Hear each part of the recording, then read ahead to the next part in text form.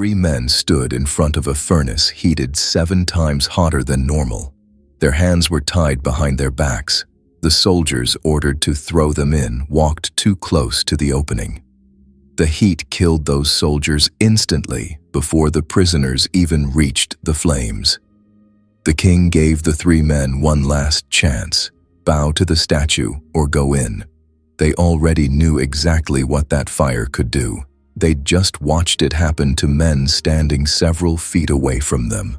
Their answer wasn't, "We know God will save us." It was something stranger. "Our God is able to rescue us from this furnace, and He will rescue us. But even if He does not, we still will not bow. Even if He does not." They walked toward possible death without knowing how the story ended, and they were completely at peace anyway. That's not bravery. Bravery still hopes for a good outcome.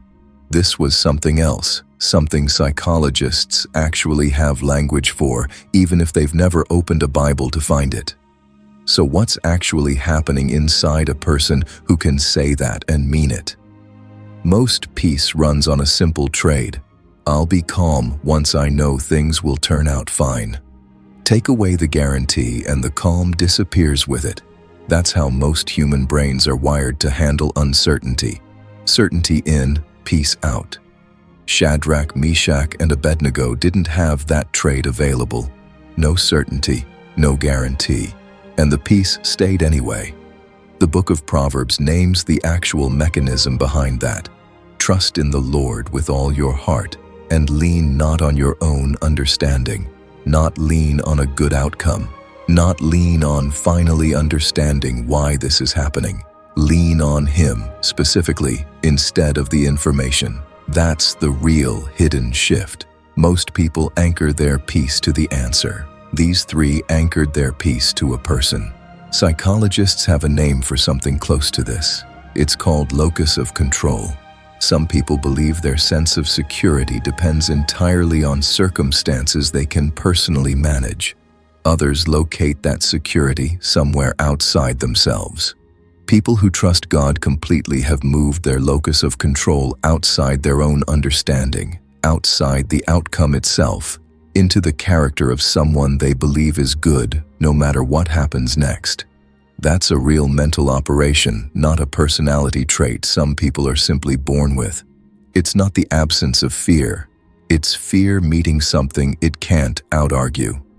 There's a similar idea in how psychologists study early childhood attachment. A securely attached child doesn't panic every time their parent leaves the room, not because they're certain nothing bad will happen, but because they've built enough trust in that parent's character to stay calm without a guarantee. The child isn't tracking outcomes, they're tracking the relationship. People who trust God completely have built something close to that same secure attachment, except the relationship they're resting in isn't with a parent in the next room. It's with someone they believe never actually leaves the room at all. Paul wrote almost the same idea from inside an actual prison cell, not a comfortable desk. Do not be anxious about anything, but in every situation through prayer, present your requests to God. And the peace of God, which transcends all understanding, will guard your hearts and minds. Transcends understanding is the exact phrase used. Not explains it, transcends it. It's peace that doesn't require you to know how the ending goes first. Isaiah says almost the identical thing a different way. You will keep in perfect peace those whose minds are stayed on you. Stayed on you. Not stayed on the resolution, not stayed on the timeline, stayed on Him specifically. There's another moment that shows the same psychology from the opposite angle. Jesus and His disciples were in a boat when a storm hit hard enough that experienced fishermen thought they were about to drown. Jesus was asleep in the back of the boat through the entire thing. Not pretending to be calm, actually asleep. They woke Him up terrified, and He stood up and told the wind and the waves to be still. Then He asked them a question that must have stung. Why are you so afraid?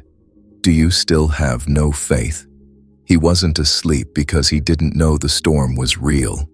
He was asleep because the storm wasn't the thing his peace depended on. Here's where this gets uncomfortable, because it isn't just an interesting psychological trick you can borrow for a calmer afternoon. It costs something real. You don't get this kind of peace by wanting it harder. You get it by actually letting go of the outcome as the condition for your peace, and that's the exact part most people quietly refuse to do. We say we've handed something over to God, and then spend the rest of the week trying to control the very thing we claimed to release. Job never got an explanation for his suffering, not one sentence of "here's why this happened to you." God's response to Job wasn't information, it was God himself showing up in the middle of it. Somehow that was enough for Job, even without the answer he'd spent 40 chapters demanding. That's the same hidden shift again, just showing up in a different story. The presence replaced the explanation. So what does this actually look like for you on an ordinary day with an ordinary problem, not a furnace? It looks like praying about the diagnosis without requiring the outcome in advance before you'll allow yourself to feel okay. It looks like handing over the relationship, the job, the kid you can't fix, and refusing to snatch it back the next morning just because the uncertainty feels unbearable. It looks like saying, even if he does not, about the one specific thing you want most, and meaning it, not as giving up, but as trust in who he is regardless of what he decides to do. It also looks smaller than that most days. It looks like checking your phone for news you're dreading and choosing not to spiral before you even know what it says. It looks like going to sleep with an unresolved argument still sitting there, instead of staying up rehearsing every version of how tomorrow's conversation might go. None of that requires the outcome to already be settled. It only requires deciding ahead of time who you're going to keep trusting no matter which way it goes. That kind of trust is a muscle, not a switch you flip once. Nobody wakes up able to do this instantly. Shadrach, Meshach, and Abednego almost certainly practiced trusting God through smaller pressures long before they ever stood in front of that particular furnace. Which means whatever smaller furnace you're standing in front of right now isn't wasted time. It's training. 3 men once walked toward a fire without knowing whether they'd walk back out of it. Not because they were certain they'd survive, because they'd already decided what they'd believe either way. That's the actual hidden psychology behind people who trust God completely. Not certainty, surrender that arrives before the ending is known. The furnace in front of you right now is asking the exact same question they already answered a long time ago. You don't have to know how it ends to decide right now what you're going to believe while you're still standing inside it.